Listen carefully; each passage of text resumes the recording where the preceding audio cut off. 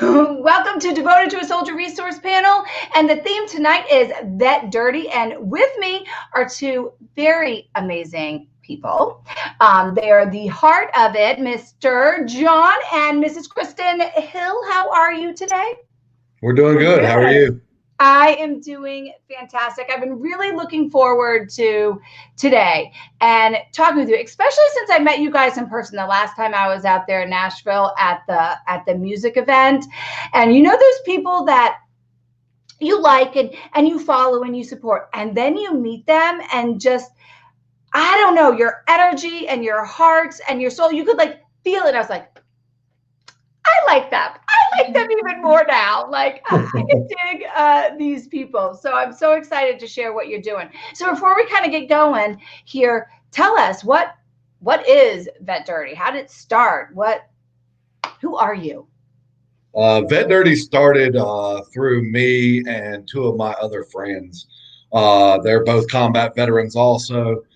Jody Chapman and a non-veteran actually was Trey Dorman. We were on the board of another nonprofit, and that other nonprofit decided to go away that we didn't think was, I guess, copacetic for us to go. And I was all about helping everybody. Other people were like, we just want to help veterans. And I was like, well, if you help everybody, you eventually help all the veterans too, because everybody's family has at least one veteran in it, if not multiple, like my family. So I was a police officer when Katrina hit. I did Katrina.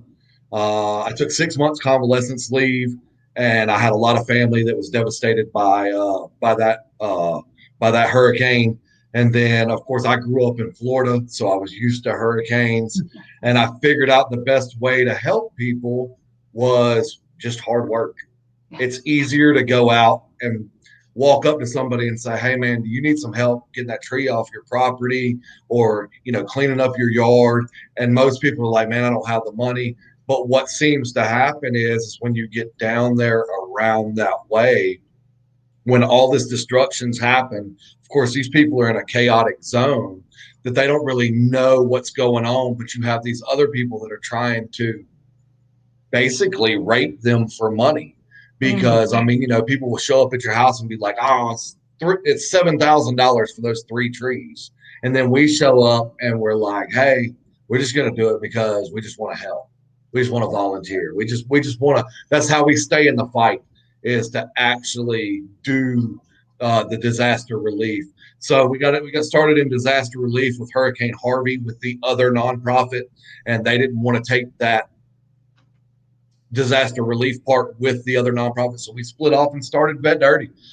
2018, we started VET DRTI, and we've been rocking and rolling ever since. And we've actually added search and recovery to our wheelhouse. A lot of infantry guys and everything else like that. We're good in the woods. We have impeccable visions in the woods for finding stuff that's out of place and everything else like that. So, of course, with me and one of my good friends, who's like my brother, Sloan, if y'all watched the other one, he was here with me. Sloan did 18 and a half years as a combat infantryman, and he was a pathfinder. So, of course, that puts him even better in the woods, both hunters. So, with that, so we got to help out on some pretty big cases. We've got to bring some families some closure. It's never been good, but, of course, closure is better than not knowing. So that's pretty much how we got started. And then, of course, my beautiful wife here, she kind of runs all the paperwork side of it. I'm the guy that throws receipts away as soon as I get them. So she's the person that has to keep up with everything that's going on behind the scenes. And then, of course, she does also the search and recovery, and she does some of the disaster relief with us too. So really, Kristen, you are VET DRTI. I'm thinking you're the one that keeps it all together. I'm just saying, not just yes. I'm the one that keeps everything together. She's the gorilla glue. Well, I think I got that when there was that post and you answered, it was yesterday, and you answered, is it tonight? I'm like, Kristen's got your back. Just don't even respond. Yeah, I've been hit in the head way too many times in my life. It's probably not a good idea to rely on me for remembering anything. So how do you even know? Like, I think, how do you even know where to go? How do people even know that you're out there, especially the search and recovery? Because I feel that, man, if I mean, I have zero experience besides watching like CSI, Miami. That's about as close as I get to it. But I have children. I have family. I know what that would, I can imagine that heavy heart. How did you make that choice to do it? And then how do people find you? That is like a twofold, I guess, question. And so the way we started was with Anaya Blanchard. One of my good friends who's also part of VET DRTI with me, Cameron Williams, went to the same school that Walt Harris did. So he called me and told me that she was missing, and I was like, well, what do you want to do? And he was like, I think we should go help. And I'm like, okay, I don't really know exactly what we're going to do, but I got you. And he's like, we're going to go down there and do what we're supposed to do. I was like, all right, let's go. So me, Sloan, and Cameron Williams and Matt Bine went down there, met with the family. We met with Angela Harris and Walt the Big Ticket Harris. We met with them, and they had their whole family down there. We were the only ones that were not family. They were down there out of a room probably of 150 people. We roll up, and of course, we look like a bunch of thug rednecks, and we roll up, and they're like, "Can we help you?" And we're like, "No, we think we can help you. This is what we do."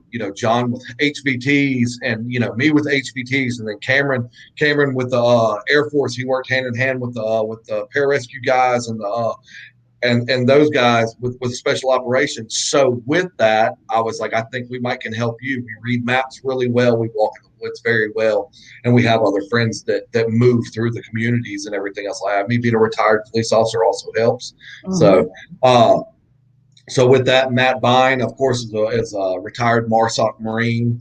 He came down there with his dog, and we started walking the woods, and we kind of thought like criminals. I mean, the best cops make the best criminals, I guess, sometimes. But we thought like criminals and everything else like that. And it took us about 3 weeks to find her. When we found her. But of course, that brought us close in with Anaya's mom, Angela, and her stepdad, Walt Harris, brought us very, very close to them. We consider them like family. So with that, now Anaya's mom started a nonprofit called Anaya's Heart, and they do search and recovery. So she calls us with everything that she has, and we work hand in hand with them. We're pretty much mated with them for the search and recovery for as long as she wants to do it, or as long as we can do it. So with that, that's kind of how search and recovery came about for us. Was somebody knew somebody, and somebody went missing, and since then we've helped I think we're on number 11. Wow, that's a lot. Yeah, Summer Busby was the last find, and then we worked on that one that was 5 years. Jordan, what was Jordan's last name? Oh, Jordan's last name. So we just did one like 2 or 3 weeks ago for a girl that had been missing, who has been missing for 5 years. Wow. Shoot. Well, everything's always perfectly placed, right? You might know people for years and years and years, and nothing ever comes of it. And then everything happens for a reason. And I love that you just have the right people around you. I say that, man, if you have those people that hold your same morals and can't be shiny object, right? That are not like, ooh, it's better over there because maybe there's more money, or it's better over there because maybe there's more opportunity. That you stay true to your sole purpose. Things it's the way it's supposed to be. Things just kind of open up. It's God's intervention. It's always God's intervention. Everything comes from Him. So I mean, with that, he just kind of gets to be able to place people in your lives. And he does it at certain times, and you're like, and then all of a sudden you're like, now I know why. So It is. I'm like, when you have to sell yourself or you have to be like, I need this butt, you better walk the other way because you're going to get it right up the butt. Like you're going to get spanking. It's never going to turn out right. It's never going to turn out right. So like, Kristen, were you just like watching this and then you came on? Because I do love that you guys work together. I'm sure sometimes it's like, maybe you don't want to work together because I don't know. People are people. I remember working with my brother, who's my best friend, but there were times I'm like, I need to hold my tongue and walk out of this room because I'm not going to be pleasant to you. And I love you with all my heart. So when did you kind of step in and how does that work? Because I think that's pretty unique and special in itself. So with the disaster relief, my take on it was I didn't want to be another somebody to keep up with or somebody to look out for, because when they were going, especially in the beginning, you know, it was just devastation, a lot of flooding, you know, and I had never been in those situations before. So I was like, what I will do is I'll get everything together on the front end. I got all the donations together. I lined everything up. I got everybody, you know, we would have a packing party or, you know, we have all this. Then I would fold all the clothes that were donated. Then I would separate them out, you know, from children's to infants to, you know, women's, men's. You know, if they needed like toothbrushes and toothpaste and shampoo and soap, you know, I was the one that kind of separated everything out. I did that on the front end, and then mapping out where they should go or where they, you know, how close in they could get, where we could get a hotel room. Mm-hmm. Those are the things that I did as far as disaster relief. My first disaster relief I went to was actually last year when we had talk. You know, they bought a bus and renovated it, and it was in September of last year was my first disaster relief, and it was so amazing, such a great opportunity. You know, we got to go out and help, and of course, there wasn't a lot of flooding with that, but it was like it looked more like tornadoes had come through than a hurricane when it hit, because there was so much just devastation, so many down trees, and so then I was doing all the networking, finding the people where we needed to go, getting the addresses and that kind of stuff for that. And then on my end for the search and recovery, I do all the back. You know, I look at their Facebook, their Instagram, trying to figure out who they were in contact with, who were they last with, who I've seen them. And that's how we were able to find out with Summer Busby where to look, how to pinpoint, how to triangulate and figure out where she might have last been. And that's where they ended up finding her, was in that triangulation that they did. So that was really awesome. Isn't that great? Like using your gifts, such a lesson, not trying to plop into someone else's gifts that they have to like kind of keep up, but knowing what you're good at, how you're going to benefit, because there is this massive wheel with all of these different things that you would never think of. You might think of when you think disaster relief, just going out doing the hard work. But what about all the other stuff? What about collecting those things? So I love secret out there to everybody doing anything. Embrace the gifts. You have an add to the, that's how you add to each other is.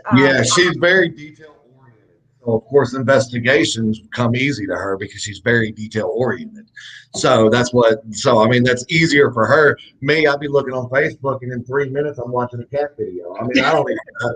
You know what I'm saying? I'm watching some guy get knocked out with a cat or something like that. So, I mean, at the end of the day, she has better focus for that kind of stuff than I ever have. You know, paperwork's just not ever been my big thing. So of course she's kind of a lifesaver. And then of course, you know, she's able to be like, hey, I found a hotel here. When we didn't have Talk Dirty, you know, we had to find places to stay that were around the disaster zone. And if anybody's ever tried to find a hotel, a place to eat, and a place to take a bath in the middle of a hurricane, it's kind of hard to do. Yeah. Well, I mean, of course, you know, a lot of times we would have to stay 2-3 hours away and get up at like 5 o'clock in the morning, drive over, do the work, and then drive 3 or 4 hours back. You know, so that's ultimately also why we built the bus too. Or they stayed in parking lots and tents or in their cars. I've slept in Target parking lots and Texas. with the Cajun Navy around me. I mean, it's what it is. I mean, when of course, when you're deployed or whatever, you have to kind of get comfortable wherever you're at, and it's easier for veterans than it is for people who have never served. Mhm. But we can kind of get comfortable wherever we want to, as long as we got a sleeping bag, and a weapon. We're kind of comfortable anyway. So with that, she never went on anything like that. But at the end of the day, we made it comfortable for ourselves, through the generosity of our church group, Methodist. They helped donate most of the money for the bus and helped us make it into a 9-person motor coach. So I mean, it's kind of wild. You get a whole bunch of infantry guys together. You're gonna have good times and bad times, and you're gonna have some wild times. So All I could think of is, man, that bus must stink by the end of it. they got all the windows open. Shoot. Well, guys, if you want to see the bus, you can get one of their shirts that I got for my son. It's a pretty darn cool thing. Or watch the other video, because I think you unveiled your tent. We did unveil the bus for you. Yeah, and it was there. I always am so curious. What makes you choose to serve? Because so many people have the idea, want to do it, but don't take the action step. And that's where they get lost, is that it's in them. They did it, but for some reason, they don't think what they did before applies to their life now. Or maybe it's like, sure, they're just lazy. I don't know. But what is it in you that made both of you take that extra step forward? I mean, I guess me being a Christian, I've always been a servant. That's what you're supposed to be, is a servant for helping out anybody and everybody that you possibly can. Of course, you can't help everybody, but at the end of the day, being a Christian kind of moved me towards where I'm at now. When I served for, I signed up and I served for whatever they chose me for. If it was to go overseas and die for my country, then that's the check that I wrote. Of course, it did not get cashed. Some of my best friends have cashed that check, and of course, I miss them dearly. But at the end of the day, I just think that it's a servant's heart. You have to have a servant's heart to do what we do, and not everybody is going to have that heart. Not everybody is going to have that drive, and that's my one disdain with veterans. Mm-hmm. I'm gonna hurt a lot of people's feelings, but 90% of veterans that I know are lazy. Mm-hmm. We think they were owed because we did something. Cool. Yeah, we did something. We did something that 98% of the country will never do in their lives. At the end of the day, your service is fantastic, but at the end of the day, nobody owes you for your service. Doesn't that go into the philosophy of when you give and you expect, you're not actually giving? You're exactly correct. And for some reason, when you were just speaking to me, because I agree with you 100% of anything anybody does, just that connection there just all of a sudden was like, well, when you give a gift and you want recognition of it, that is no longer a gift you're giving. It's an ego boosting, self-centered act. Well, it's prideful. It's prideful, and it's a sin. Pride is the biggest sin that man has. Sometimes you have to take away from your pride and actually just sit down and be like, you know what, let me just listen and let me not worry about what it's going to get me later on in life, or where it's going to get me with my nonprofit, or where it's going to get me with my job. Sometimes you just have to be quiet. You just listen and you swallow your pride. You just have to sometimes. Yeah, that just hit. Yeah, that was good. Kristen, what about you? You could have taken, I mean, your husband's doing it. He did it. You could have, right? But you stepped up in your own way and chose. What made you take that act?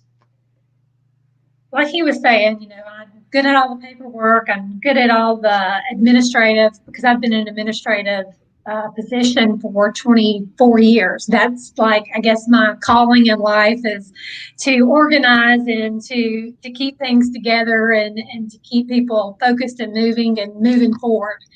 And so when he had this calling, I was, when you love somebody and you love your spouse and you see that they have this servant's heart and wants to help someone, you do everything you can to support them.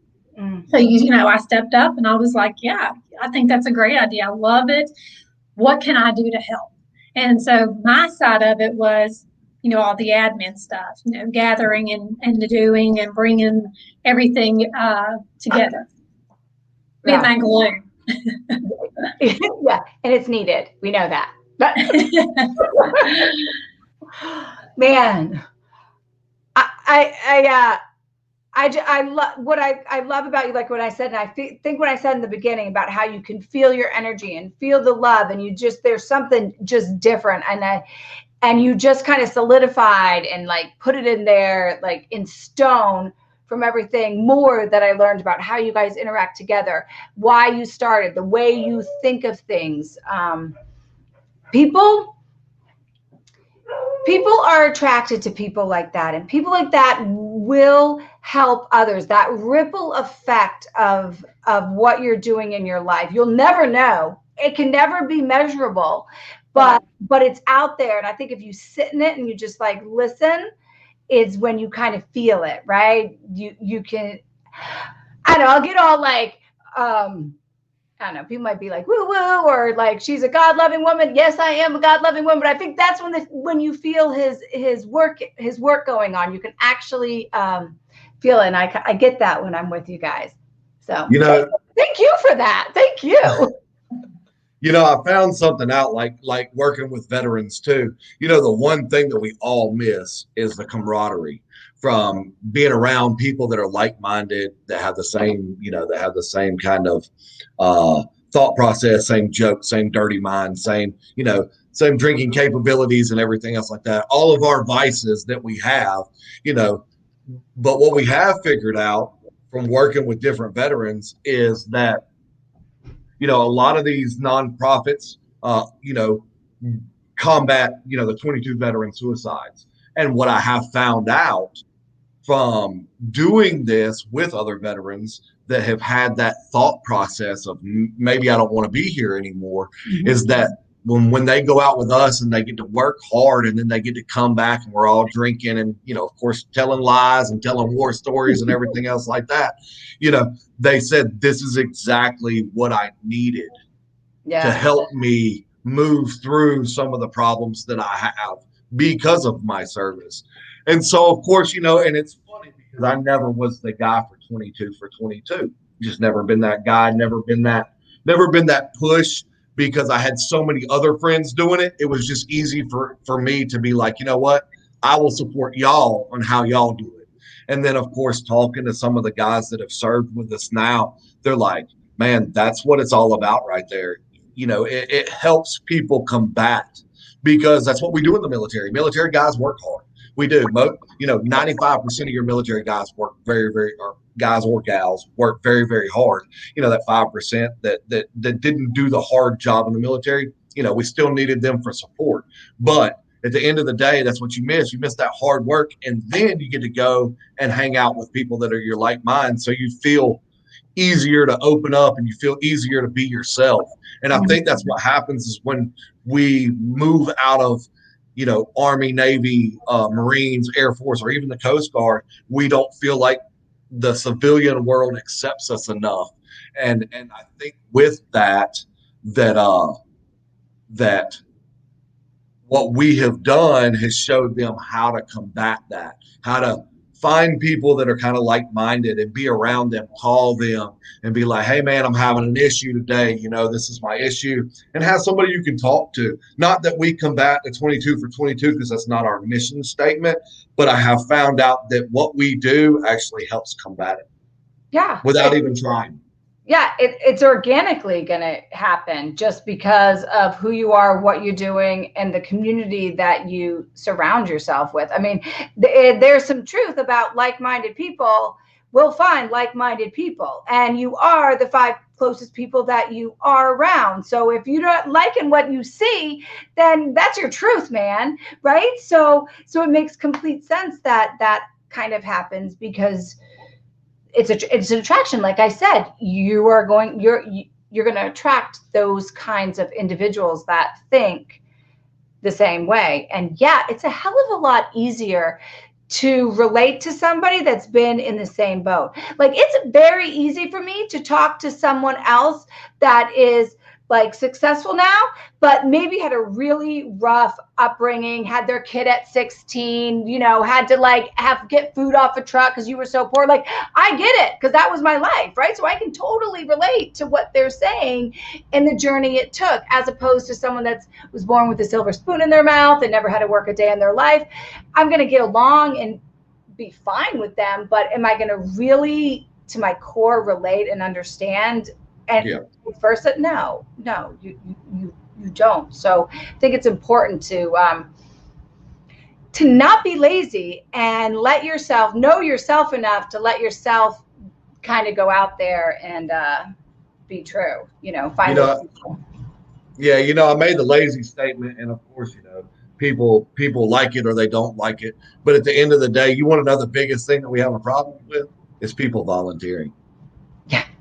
I mean, seriously, people are like, yeah, man, call me, I'll go, and everything else like that. Well, we have a list. You want to get on the list? Fine. But I mean, at the end of the day, we will call you and say, hey, man, we're going this date, this date, this date. Y'all want to go? And man, I probably can name 7 people that I know that I can call them just like that. They go. But that, no. SOL. Yeah. Oh, I believe it. I completely believe it, because I mean, how many times have you guys gone to events or gone to whatever to help raise money, or you put something out there to help raise money, and you see the people that like and move on, and you see the people that actually do something, that either show up or they send money, whatever it is, like, right? If you're not, you can't be there, you donate. If you can't donate, you give in some other way that you can. Like, there's multiple ways. People write their bed. Yeah. Oh yeah. Like I say, I mean, and it's not just veterans, but of course, we're a veteran ran company, and a nonprofit, and of course, we want most of our volunteers to be veterans. Yeah. Because when we go out, we want people to see that veterans are still working for their communities, because that's the biggest thing. People look at veterans, and there's 2 types of people that look at veterans. They go, either, man, I love my veterans, or I don't like my veterans because all they do is want people to give to them for their service. Those are the 2 types of people that you have in the world. You either have the people that love their veterans or they don't. And what really I truly love is I met a couple in Louisiana the first time we went, and she was like, I've never met a veteran that I liked. And we went into their yard and we cleaned their whole yard up and everything else like that. We ended up having beers with them. Yeah. At the end of it, and she was like, y'all are awesome. She's like, y'all don't want any money or no, we're just doing it because we want to help. We were down here for a veteran. A veteran had called us. Andrew Farr had called us about one of the guys that he had served with, and he was like, hey man, his house got trashed. Can y'all go down there? So that's ultimately why we went down. And while we were in this neighborhood, we helped 8 families. Wow. Yeah. And all the families were like, y'all don't charge. And we were like, no, we're just down here on our own recognizance, just working. And they're like, why? Why? Do you know how much money you can make? But I mean, it's not about the money. It's, right. Like I always tell people, it's not always about the money. The money helps us get the chainsaws, helps us get there, helps us buy food. Other than that, the money sits until we have to use it on, on a piece of equipment, or fixing a piece of equipment, or food, or a hotel, or something like that, right. or gas. Right. So other than that, the best part about it is we don't have like a high overhead. We all travel. Most of us don't have to take off from work, thank God.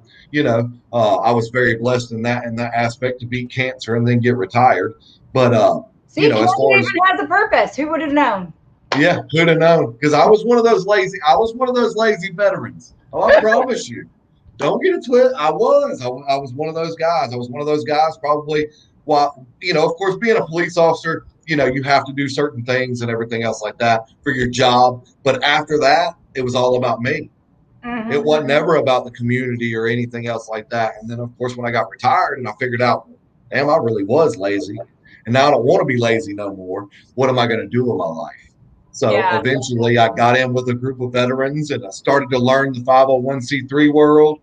And with that, that's how VET DRTI started. And I mean, and of course, we don't know how big we really want to get. We don't know if we ever want to get really big. I think it's just cool to be able to go out like a family and, man, just have people. When we say chaos is our comfort zone, when we come in, we're laughing and cutting up with each other, making jokes, which of course, those people are in the worst times of their lives. Yeah. Most of these people have if they have gone through a hurricane, then they're still devastated. And we come in laughing and joking and cutting up with them, which of course makes the whole situation a little bit easier for them, even though, they have damage to their property and everything else like that. So, I mean, that's my biggest thing is we keep it lighthearted because I love to see people laugh and smile and cut up. I'm a picker. I'll be picking on her all the time, and me and Sloan be getting at each other all the time. So I mean, with that, that was my main concern for starting a 501c3 was to bring happiness into the world, regardless of how I have to do it. Right. I just want to bring people happiness. And Well, if they see us coming and they're laughing and we're laughing, I mean, that's what it's all about. Well, it does. It is. Laughter heals, and you guys are doing. You're kind of in the shitty work to say nothing. Everybody is. It's devastating, like you had said. So being able to give them, not just take care of what's going on, but to like give some laughter into their heart is huge. And that whole thing is, you have to lead. You could complain about the, society, society is basically lazy in itself and all of these things and just sit there, or you can lead and know people for who they are, accept them for who they are. I'm always like, the worst thing I can do or we can do as human beings is get upset from other people's behavior. Just accept it and know it. You don't need to judge it. You don't need to do anything with it. It has nothing to do with you. So don't take it on and try to change people. Lead by your truth, and then people will change just by your leadership, just by watching it. It'll just happen. And I got to tell you, so Andrew's giving you crap about your beard. He says you need to trim it. I see the comments. I was going to give a testimony about when we went to Louisiana. So it was my first trip down there. We get out of the truck, or I get out of the truck, and he's driving the bus. We meet the Lester family, and they've opened up their house for us. They told us, we can park the bus in their driveway. They had been without power for 29 days. We get down there on a Friday. Their power came on that Friday at 4:00 in the afternoon. It'd been 29 days with no power. We get there. We end up getting there like 9:00 that evening. And we'd never met the Lesters before. Miss Stephanie comes out and she's, oh, thank you so much for coming. And, me and her start talking and we hug. And she's like, I just feel like I know you because we've been talking, over chatting and trying to get everything figured out for the logistics of, when we got there. And so we get there and like I said, we meet her and she wrote us a letter later on. And she was like, you stepped out of that truck and you had this huge smile on your face. And we've had nothing but just chaos for 30 days with no power. We're having to live with generators. And she said, I bust out in tears multiple times a day because I walk out of my yard.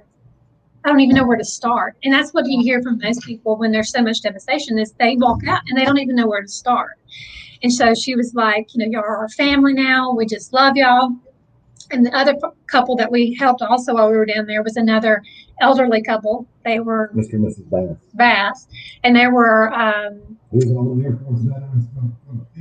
yes. And same thing. They had been without power. They had just gotten home, I think maybe a week before because they left, they evacuated. And you couldn't even see their house. They had 47 trees down. Oh, and when we get there, and I do more of the talking with the females and stuff like that. And she walked up to me and she said, thank y'all. She said, I have been praying for God to send us somebody here to help us. And she said, and then all of a sudden, y'all just show up with you and your crew. And she's like, y'all are God sent. And it took us 2 days. Took us 2 days. 7 trees. And it was just simply amazing to see, how it looked when we got there, because you couldn't see the house. And then when we left, it was, it was just unbelievable, the difference and their appreciation for it too. Yeah. And that's what touches me, is seeing that, you're able to be there. You're meeting complete strangers who, are bringing you water, bringing you something, to drink, feeding you on their back porch when they don't know us from anybody, and taking care of you. So it's definitely goes full circle, when you're out. Yeah, that's pretty. I can't even imagine. Like I'm visualizing it, and I'm like, I would be so overwhelmed. Where would you even? Where do you begin? And that's what that's the common thread that we hear is, we didn't even know where to begin. We would just walk out here and just turn around and go back in our house because we didn't even know what to do.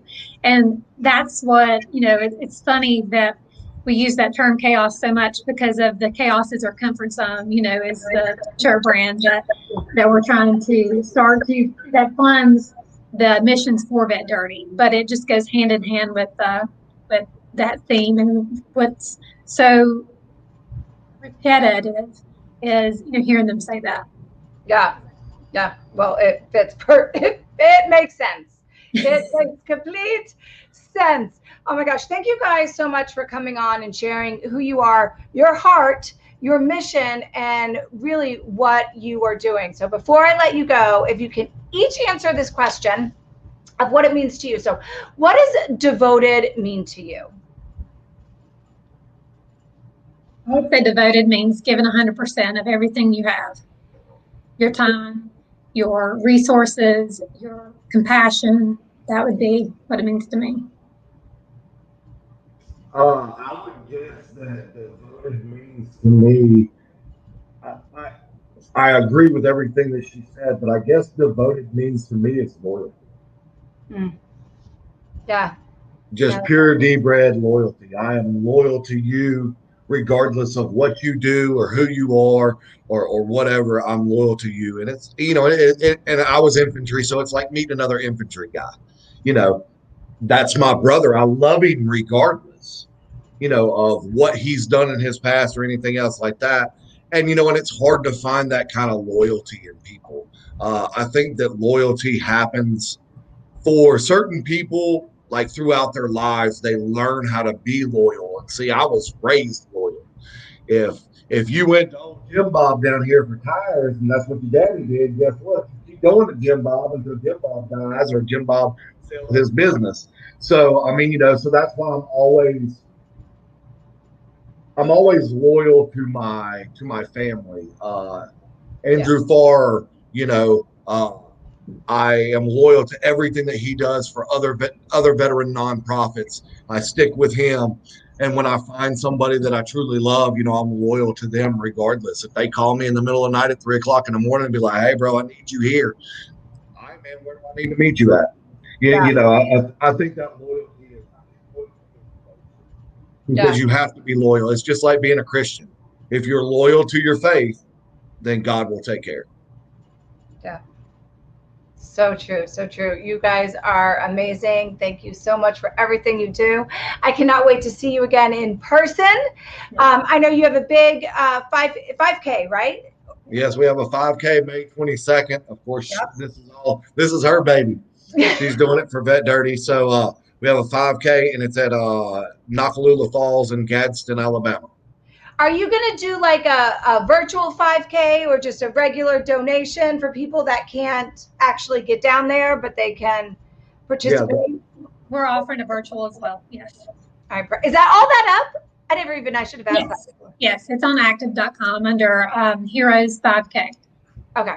I'll try to find it. I'll probably, not because I'm lazy, just because I'm not technically inclined, ask for the link and then I'll post it in here. Yeah. I will try first. I will give a good effort first. But so people can participate, show up if you're in the area, or do the virtual side of things if you are not in the area, because it takes not just one person, but it's the collaboration of everybody working together on that same mission to actually make change in this world. So thank you for your part. And to everybody else out there, have a great night. Bye. Bye.